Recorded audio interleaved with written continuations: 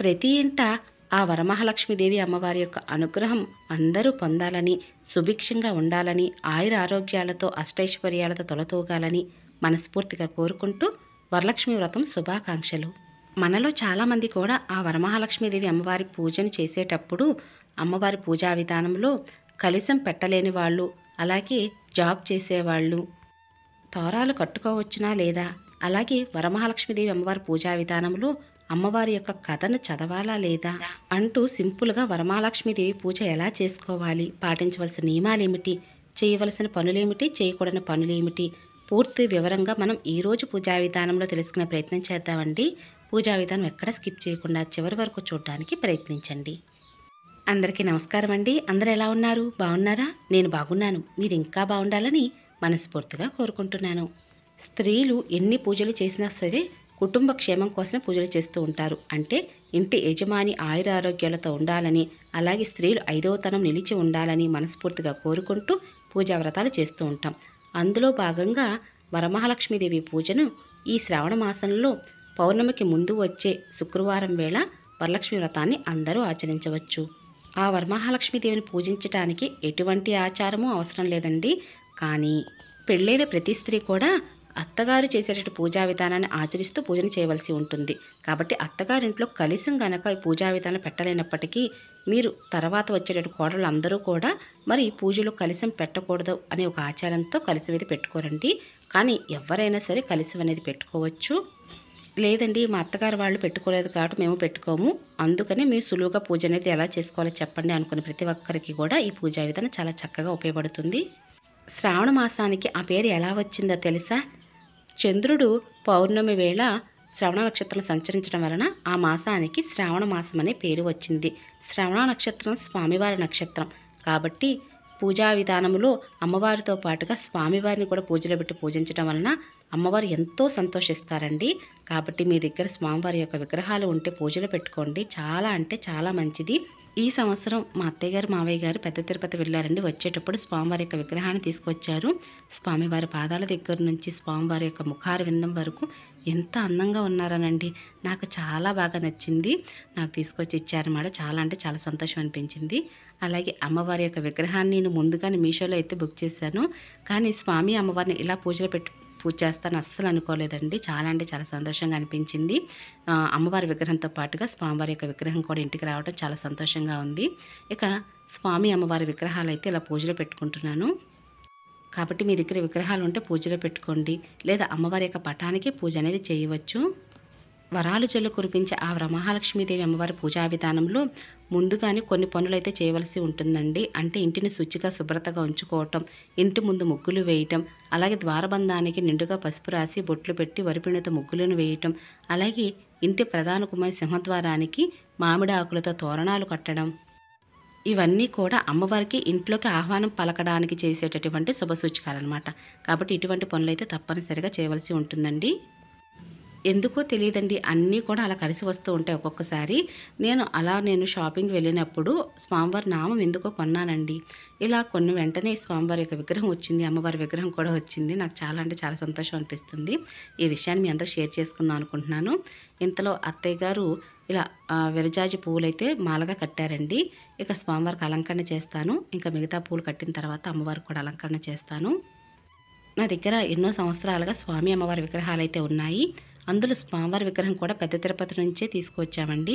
స్వామివారు ఎప్పుడు కూడా మాకు పెద్ద తిరుపతి నుంచే వస్తారు. ఇది ఒక ఆనవాయితీ అనిపిస్తుంది. ఒకవేళ మీకు పూజలో కనుక విగ్రహాలు లేనట్లయితే పసుపు ముద్దగా చేసి అమ్మవారిగా భావించి ఆ పసుపు ముద్దలోకి ఆవాహనం చేసి పూజ అనేది చేయవచ్చు. అలాగే ఈ వరమహాలక్ష్మీదేవి పూజా విధానంలో ముఖ్యంగా మనం ఏ పూజ చేసినా సరే వినాయకునికి అయితే పూజ చేస్తామండి. మీరు పసుపు వినాయకుడిని పెట్టుకోవచ్చు, లేదా మీ దగ్గర విగ్రహం ఉంటే పూజలో పెట్టుకోవచ్చు. అలాగే మీరు ఇప్పటి వరకు కూడా కామాక్షి దీపాన్ని కనుక వెలిగించినట్లయితే ఈ రోజునైతే వెలిగించుకోండి. చాలా అంటే చాలా మంచిది. కాబట్టి ప్రతి ఒక్కరు కూడా ఈ రోజున కామాక్షి దీపాన్ని వెలిగించవలసి ఉంటుంది. అలాగే అత్తయ్య గారు ఇంకొక మాలను కూడా కట్టారండి. ఇంతలో ఇక అమ్మవారు కూడా అలంకరణ చేశాను. చక్కగా విరజాజి పువ్వుల మధ్యన స్వామి అమ్మవారు దగదగా మెరిసిపోతూ ఎంత అందంగా కనిపిస్తున్నారో కదూ. అలాగే వరమహాలక్ష్మీదేవి పూజను ఆచరించేటప్పుడు చేయవలసిన పనుల గురించి తెలుసుకున్నాం. మరి చేయకూడని పనులు ఏమిటి అంటే ఈ రోజున జుత్తును కత్తిరించకూడదు, గోళ్ళను కత్తిరించకూడదు. అలాగే ఇంట్లో గొడవలు పెట్టుకోకూడదు. ఎవరిని నిందించకూడదు. విడిచిన బట్టలు ఇంట్లో ఎక్కడ పడితే అక్కడ పెట్టకూడదు. అలాగే ఈ రోజున తలకు నూనె పెట్టుకోకూడదు. ఈ రోజున ఇంట్లో గొడవలు పెట్టుకోకూడదు. ఇటువంటి చిన్న చిన్న నియమాలైతే పాటించవలసి ఉంటుందండి. ఆ వరాలు జల్లు కురిపించే వరమహాలక్ష్మి పూజలో కలశం పెట్టలేని వారు కామాక్షి దీపాన్ని పెట్టుకోండి. చాలా అంటే చాలా మంచిది. అలాగే పెళ్ళైన వారు, పెళ్లి కాని వారు కూడా ఈ పూజను చేయవచ్చు. పెళ్ళైన వారు తమ భర్తతో కలిసి ఈ పూజను చేయవచ్చునా అంటే చేయవచ్చండి. ఒకవేళ వారు విదేశాల్లో ఉన్నప్పటికీ లేదా ఏదైనా పని మీద బయటికి వెళ్ళినప్పుడు మీరు ఒక్కరే కూడా ఈ పూజను చేసుకోవచ్చు.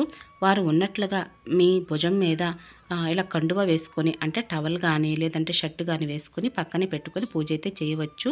ఇంకా పూజలు ఎన్ని దీపాలైనా వెలిగించవచ్చండి. ఇన్ని దీపాలు వెలిగించాలని అయితే ఏమీ లేదు. కాబట్టి మీరు పూజలు ఎన్ని దీపాలైనా వెలిగించవచ్చు. ఎన్ని పూజలు చేసినా ముందుగా వినాయకుడికి పూజలు చేస్తాం. వినాయకుడికి కూడా చక్కగా పసుపు కుంకుమతో అలంకరణ చేసి, పువ్వులతో అలంకరణ చేసి, ఆ తర్వాత వినాయకునికి ధూపాన్ని చూపించి ఓం గం గణపతియే నమః అంటూ అక్షింతలతో పూజ లేదా గరికతో అనేది పూజ అనేది చేయవచ్చు. ఆ తర్వాత మీకు తోచినటువంటి నైవేద్యం, అంటే చిన్న బెల్లం ముక్కైనా పండ్లైనా నైవేద్యంగా పెట్టవచ్చు. మీ దగ్గర స్వామి అమ్మవారి విగ్రహాలున్నా లేదా లక్ష్మీదేవి అమ్మవారి విగ్రహం ఉన్నా కూడా పూజలు పెట్టి అభిషేకం అయితే చేయవచ్చండి. ఈ రోజున పంచామృతాలతోనూ లేదా మంగళకరమైన జలంతోనూ అభిషేకం అనేది చేయవచ్చు.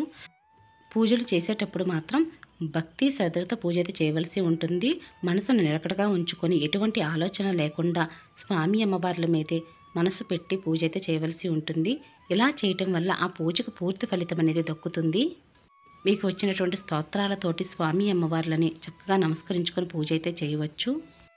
ఓం నమో లక్ష్మీనారాయణాయ నమః, ఓం నమో లక్ష్మీనారాయణాయ నమః అంటూ స్వామి అమ్మవార్లకు చక్కగా ఈ విధంగా అభిషేకం అనేది చేయండి. అభిషేకం చేసిన కుంకుమ అలంకరణ చేసి ధూపాన్ని చూపించి మంగళహారతలు ఇవ్వండి. మీ దగ్గర వరలక్ష్మి వ్రత కథ పుస్తకం ఉన్నట్లయితే ఆ పుస్తకంలో అష్టోత్తరం ఉంటుందండి. లక్ష్మీదేవి అమ్మవారి అష్టోత్తరము లేదా ఏ పూజా పుస్తకాల్లో అయినా సరే మీకు లక్ష్మీ అష్టోత్తరం అయితే ఉంటుంది, చదవలసి ఉంటుంది ఈ రోజున. అలాగే విష్ణు సహస్రనామాన్ని చదువుకోండి. ఒకవేళ మాకు చదవడం రాదు అనుకున్న వారు ఎవరైనా సరే మొబైల్స్లో పెట్టుకోవచ్చు. చక్కగా వింటూ కూడా మనసును ప్రశాంతంగా ఉంచి నిర్మలమైన భక్తితో పూజ అయితే చేయవలసి ఉంటుంది. మరి కొత్తగా పెళ్ళైన వారు మొదటి సంవత్సరం పూజ చేయడం కుదరని వారు ఎప్పుడు పూజ చేసుకోవాలని అడుగుతున్నారండి. అనేక కారణాల వల్ల కొత్తగా పెళ్ళైన జంట మొదటి సంవత్సరం కనుక ఈ వరలక్ష్మి వ్రత పూజా విధానాన్ని ఆచరించడం కుదరని వారు మీరు 3వ సంవత్సరం, 5వ సంవత్సరం, 7వ సంవత్సరం ఇలా బేసి సంఖ్యలో ఉన్నటువంటి సంవత్సరాలని గమనించుకొని ఆ సంవత్సరంలో అయితే పూజనైతే మొదలు పెట్టవలసి ఉంటుంది. జాబ్కి వెళ్ళేవాళ్ళు లేదా ఇతర సమస్యల వల్ల ఉదయం పూజ చేయని వారు సాయంత్రం వేళ పూజ చేయవచ్చునా అంటే చేయవచ్చండి. అయితే ఉపవాసం ఉండాలని నియమం అయితే లేదు కాబట్టి సాత్వికమైన ఆహారం తింటూ ఈ రోజున పండ్లు పాలు తీసుకొని సాయంత్రం వేళ పూజ చేసేవారు పూజ అయితే చేయవచ్చు. ఉదయం వేళ పూజ చేద్దాం అనుకున్నవారు పూజ చేసేంత వరకు ఏమీ తినకుండా పూజ అది చేసి పూజ అనంతరం మీరు ఏవైనా తినవచ్చు. పూజలో కలశం ఆనవాయితీ లేనివారు అఖండ దీపాన్ని వెలిగించవచ్చా అంటే అఖండ దీపం వెలిగించాలని ఇందులో ఎక్కడా ఏమీ లేదండి వ్రతంలో. కాబట్టి మీరు నిత్య దీపారాధన వెలిగించవచ్చు. అలాగే కామాక్షి దీపాన్ని కనుక మీరు నిత్యము వెలిగించాలనుకున్నప్పుడు ఎక్కువగా నూనె పోసి దీపం గగనమవ్వకుండా చూసుకుంటూ కామాక్షి దీపాన్ని అయితే ఉదయం నుంచి సాయంత్రం వేళ వరకు వెలిగేలా చూసుకోవచ్చు. శ్రావణ మాసం అంటే అంతా శుభమాసమేనండి. కాబట్టి మీకు ఈ శ్రావణ మాసంలో శ్రావణ పౌర్ణమికి ముందు వచ్చే శుక్రవారం వరలక్ష్మి వ్రతం రోజున పూజ చేయడం కుదరని వారు ముందుగా వచ్చే మొదటి శుక్రవారం అంటే ఆగస్టు 9వ తారీఖున వచ్చే మొదటి శుక్రవారం వేళ కూడా మీరు పూజా వ్రతాన్ని ఆచరించవచ్చు. ఒకవేళ మీకు మొదటి శుక్రవారం, రెండో శుక్రవారం కూడా మీకు పూజ చేయడం కుదరినప్పుడు మిగతా వచ్చేటటువంటి 2 శుక్రవారాలు కూడా పూజ అనేది చేయవచ్చు. 2024 సంవత్సరంలో శ్రావణ మాసం ఆగస్టు 5వ తారీఖు నుంచి మొదలవుతుందండి. మొత్తం 30 రోజులు ఉండేటటువంటి శ్రావణ మాసంలో శ్రావణ శుక్రవారాలు 4 వచ్చాయండి. ఆగస్టు 9వ తారీఖున మొదటి శ్రావణ శుక్రవారం, ఆగస్టు 16వ తారీఖున రెండవ శ్రావణ శుక్రవారం. ఈ శ్రావణ శుక్రవారం రోజున మనం వరలక్ష్మి వ్రతంగా జరుపుకుంటూ ఉంటాము. ఆగస్టు 23వ తారీఖున 3వ శ్రావణ శుక్రవారం, ఆగస్టు 30వ తారీఖున 4వ శ్రావణ శుక్రవారం. అలాగే మీకు ఒక విషయాన్ని అయితే చెప్పాలండి. మరి వరలక్ష్మి వ్రతంలో తోర పూజనైతే చేయవలసి ఉంటుందా అంటే కలశం ఆనవాయితీ లేని వారు కూడా తోరాన్ని కట్టుకోవచ్చా అంటే కట్టుకోవచ్చండి, తప్పేమీ లేదు. కాబట్టి తోరం ఎలా తయారు చేయాలనే విషయాన్ని ముందుగా ఒక వీడియో పెట్టున్నాను, మీకు లింక్ డిస్క్రిప్షన్లో ఇస్తాను. ఆ తోరాన్ని కూడా పూజలో పెట్టుకొని తోర గ్రంథి పూజ అని మనకి కొన్ని స్తోత్రాలతో అయితే వరలక్ష్మి వ్రత కథ పుస్తకంలో ఉంటుంది. చదువుకుంటూ చక్కగా అక్షింతలతో మీ తోరానికైతే పూజ చేయవలసి ఉంటుంది. ఈ తోరాన్ని మీరే కట్టుకోవచ్చు. ఎడమ చేతి నుండి కుడి చేతికి వేసి కట్టుకోవచ్చు. లేదా మీ ఇంటి యజమాని భర్తతో అయినా సరే ఈ తోరాన్ని కట్టించుకోవచ్చు. చాలా అంటే చాలా మంచిదండి. ఈ వరలక్ష్మి వ్రతంలో అమ్మవారికి ఈ రోజున నిండు ముత్తైదు తాంబూలం అయితే సమర్పించవలసి ఉంటుంది. మీ శక్తి కొలది జాయిట మొక్క లేదా చీరైనా సరే చీర, జాకెట్టు, 2 తమలపాకులు, అరటిపళ్ళు, గాజులు, పసుపు, కుంకుమ దక్షిణ సమేతంగా అమ్మవారికైతే ఈ విధంగా నిండు తాంబూలం అయితే సమర్పించవలసి ఉంటుంది. ఆ తర్వాత ఆ నిండు తాంబూలం పూజానంతరం మీరే తీసుకోవాల్సి ఉంటుంది. ఇక అలాగే మీ శక్తి కొలది ఎన్ని నైవేద్యాలైనా సరే ఈ రోజున స్వామి అమ్మవార్లకు సమర్పించవచ్చు. ఈ రోజున ఎక్కువగా అమ్మవారికి 9 రకాల పిండి వంటలు అయితే తయారు చేసి సమర్పిస్తూ ఉంటారండి. ఈ విధంగా పెడుతూ ఉంటారు. అలాగే ఉదయం పూజ అనంతరం మధ్యాహ్నం మహానైవేద్యం అంటే మీరు ఏదైతే అన్నం కూర పప్పు వండుకుంటారో అది కూడా సాత్వికమైన ఆహారం అనమాట. అది కూడా అమ్మవారికి స్వామి అమ్మవారికి పెట్టి ఈ రోజున మంగళహారతులు అయితే ఇవ్వాల్సి ఉంటుంది. ఇంకా సాయంత్రం వేళ కూడా పూజ అయితే చేయవలసి ఉంటుంది.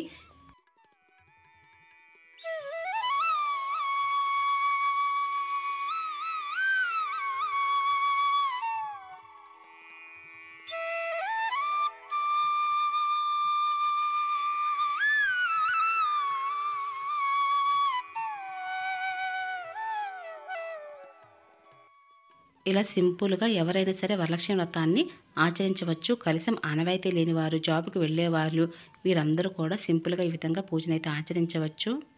మరి కలశం ఆనవాయితీ లేనివారు కూడా అమ్మవారిని అలంకరణ చేయడం కుదరని వారు కూడా మరి ముత్తైదు తాంబూలం ఇవ్వాలా అంటే ముత్తైదు తాంబూలం ఇస్తే చాలా అంటే చాలా మంచిదండి. ఇంటికి వచ్చిన ముత్తైదువులు ఆ లక్ష్మీదేవిగా భావిస్తూ మనం వారికి తాంబూలం అయితే ఇస్తాం కాబట్టి ఈ తాంబూలానికి చాలా విశిష్టత అయితే ఉంది. కాబట్టి ఒక్కరికైనా సరే తాంబూలం ఇవ్వడానికి ప్రయత్నించండి. 1, 3, 5, 7 మీ శక్తి కొలది ఎంతమందికైనా తాంబూలం అనేది ఇవ్వవచ్చు. వచ్చిన ముత్తైదునికి ఇంటికి పిలిచిన తర్వాత వారికి కాళ్ళకి పసుపు రాసుకోమని ఒక కుర్చీ వేసి ఆసనంగా ఇచ్చి వారి నుదుటిన బొట్టు పెట్టి గంధము రాసి తలలో పువ్వులు పెట్టుకోమని ఒక పువ్వైనా ఇచ్చి అలాగే ధూపాన్ని చూపించి వచ్చిన ముత్తైదు వరమహాలక్ష్మీదేవిగా భావించి ఆ అమ్మవారిలాగే అమ్మని కూడా చూసుకొని 2 తమలపాకులు, అరటిపళ్ళు, ఆకు, వక్క అలాగే పసుపు, కుంకుమ, గాజులు, ఒక 1 రూపీ కాయిన్ ఇదంతైనా సరే దక్షిణ సమేతంగా పెడుతూ మీ శక్తికొల జాయిట మొక్క అయినా పెట్టి తాంబూలం అయితే ఇవ్వవలసి ఉంటుందండి. ఈ విధంగా అయితే ముత్తైదువుకి ఇచ్చే తాంబూలంలో కొన్ని శనగలు కూడా పెట్టాలండి. ఇలా శనగలు ఇచ్చి తాంబూలం అయితే ఇవ్వవలసి ఉంటుంది. ఇచ్చిన తర్వాత ఇస్తున్నమ్మ వాయినం పుచ్చుకుంటున్నమ్మ వాయినం అని చెప్పుకొని వాళ్ళ కాళ్ళకైతే నమస్కారం చేసి ఆశీర్వాదం అయితే తీసుకోవాలి. ఇలా సింపుల్గా పూజ చేసుకున్నప్పటికీ కూడా పూజాపీఠాన్ని అయితే ఈ శుక్రవారం వేళ కదపకూడదండి. కాబట్టి ఈ శుక్రవారం వేళ ఉదయం వేళ సాయంత్రం వేళ దీపారాధన చేసి అమ్మకి నిండుగా పూజలు అవి చేసుకొని మంగళహారతులు అవి ఇచ్చి ఆ తర్వాత మరుసటి రోజున శనివారం వేళ కూడా శ్రావణ శనివారం వేళ ఉదయం వేళ కూడా పూజ చేసి దీపారాధన చేసి అప్పుడు పూజాపీఠాన్ని కదపవలసి ఉంటుంది. పూజాపీఠాన్ని కూడా దీపం ఉండగానే గగనం అవ్వకముందే మీరు పూజాపీఠాన్ని కదపవలసి ఉంటుంది. అలాగే మధ్యాహ్నం 12 గంటల లోపు దీపం గగనమైన తర్వాత పూజాపీఠాన్ని కదిపి స్వామి అమ్మవారి విగ్రహాలు, పటము, పువ్వులు ఇవన్నీ కూడా తీయవలసి ఉంటుంది. ఈ విధంగా సులభంగా అయితే అందరూ కూడా వరమహాలక్ష్మీదేవిని కలశం పెట్టలేని వాళ్ళు జాబ్కి వెళ్ళే వాళ్ళు కూడా పూజ అయితే చేసుకోవచ్చండి. ఇక ఇదేనండి ఈరోజు పూజా విధానం. మీ అందరికి నచ్చింది, యూస్ఫుల్ అవుతుంది అనుకుంటున్నాను. మీకు కనుక ఈ పూజా విధానం నచ్చినట్లయితే మీ ఫ్రెండ్స్కి, రిలేటివ్స్కి ఫార్వర్డ్ చేయండి. అలాగే లైక్ చేసి, షేర్ చేసి, కమెంట్ ఇవ్వండి. మరొక మంచి పూజా విధానంతో మళ్ళీ కలుసుకుంటానండి. ఇక అప్పటి వరకు నమస్కారం అండి.